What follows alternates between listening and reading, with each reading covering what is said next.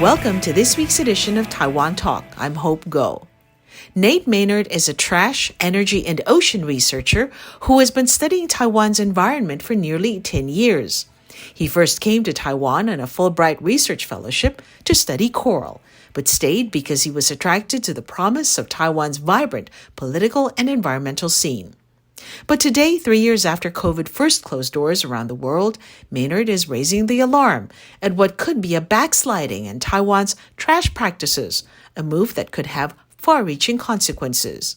The holes in the trash system were noticeable prior to COVID, and now they're really just gaping. I'm afraid to say.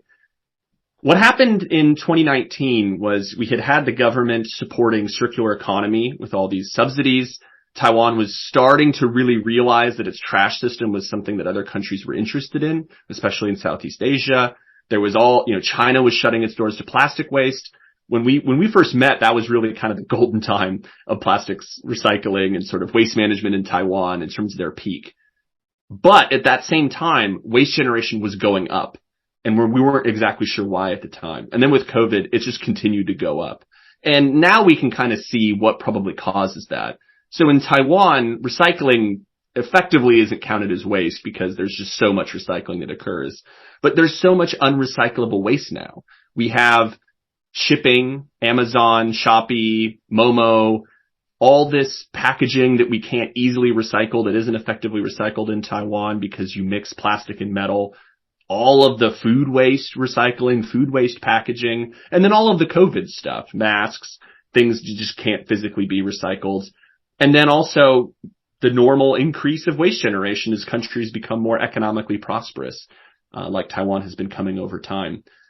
That combined with a general ignoring of more modern applications of circular economy. So Taiwan's really maxed out with recycling. That they do a great job. But what about repair, reuse, sharing? Vintage stores are hard to find. There's the furniture auctions, but those are also a little bit difficult to access. I don't know many, normal people who go there. Typically you just go to IKEA to get furniture or a local shop. And so Taiwan's kind of missed some of the new waves of circular economy. Investment has shifted due to COVID responses, and waste generation has just been going up. Taiwan is by no means as bad as some place like the US or, some other countries in Asia, but it's losing its lead. And that's combined with a much more serious problem, which is that all of the waste incinerators, for the most part, are reaching their expiration dates, and they need to be reapproved and upgraded because Taiwan's waste incinerators were built 25 years ago. The technology is way behind, and they'll have to go through a permitting process again. Will the public oppose them as they did 30 years ago, or will they let them happen? It's not clear to me. But trash isn't on the menu. People aren't really concerned about it right now, and it's just sort of falling off. And it kind of is sad because when I first came to Taiwan, that was the thing that really caught me. There's no trash cans on the street. Taiwan's waste management's done very well. And now it's just been getting worse over time and people aren't prioritizing it.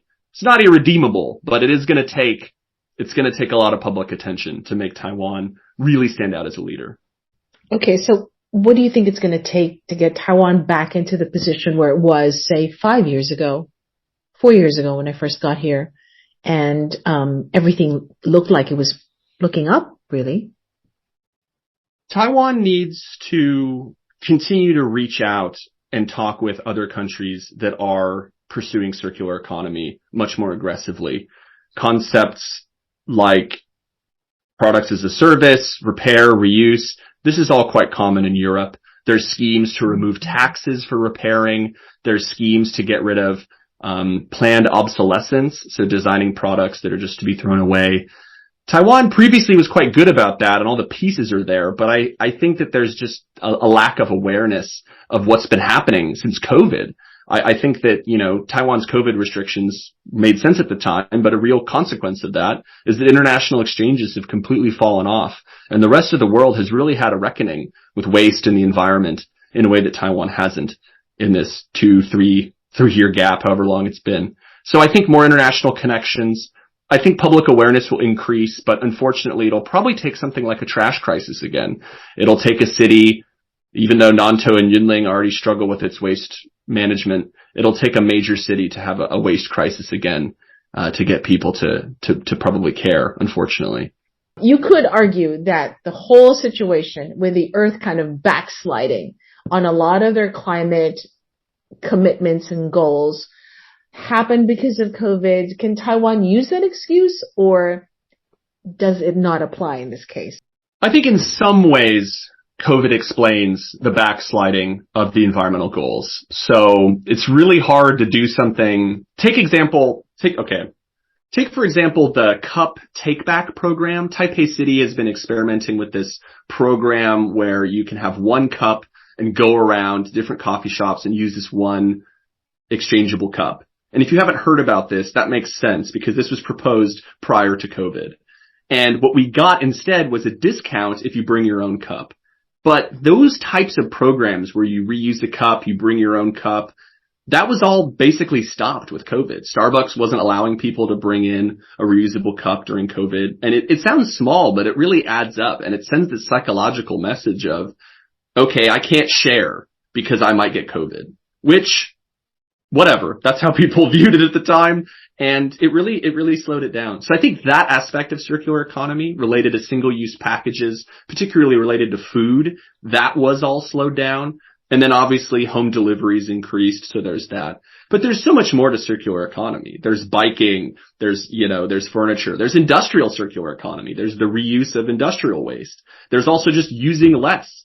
And that's something that was very possible during COVID, but we didn't really see much of that. Obviously people flew less, but they may have just exchanged that impact in other ways. So COVID is responsible for some of it, but it's just interesting to compare Taiwan's experience to other countries. Other countries didn't, they could see mountains for the first time because there was less air pollution.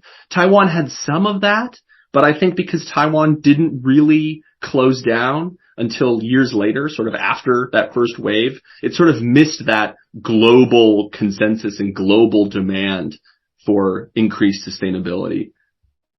So talk to me about net zero and our coming out of this whole COVID thing that's happened. So as we're coming out of COVID and we've given up a lot of what we've been doing in terms of waste management, conservation's obviously been neglected. There is really positive signs with renewable energy. And if you've been following renewable energy, you might scoff and say, well, we're going to miss our target. But we probably always were going to miss that target. And one of the great outcomes over the past 2 years has been Taiwan's new net zero law. And it's flawed. There's a lot of it that's unrealistic, but there's billions of dollars going now to net zero, to renewables. And it's really changing the way companies are behaving here. Since Taiwan is an export-based economy, almost every single major manufacturer here has to now figure out their carbon footprint, and they have to stop using fossil fuels. There is such demand for renewable energy in Taiwan that manufacturers are now building solar plants. They're investing in wind farms so they can buy renewable energy to keep up with the demands of international markets. So it's unfortunate that we've lost ground on terms of trash and a lot of other issues, frankly. But getting net zero is a silver lining. Getting this law, getting this framework requiring companies to publish their carbon footprints, this will create a lot of really beneficial changes in the future. And I am optimistic. Even though Taiwan's progress has been poor, it started late. So we can't expect just magical thinking and for Taiwan to be sustainable tomorrow. But it is on a path now that it was not 8 years ago when I came here. You were listening to Nate Maynard, trash, energy, and ocean researcher. And that does it for this week's edition of Taiwan Talk. Do join us again next time. Thank you for tuning in.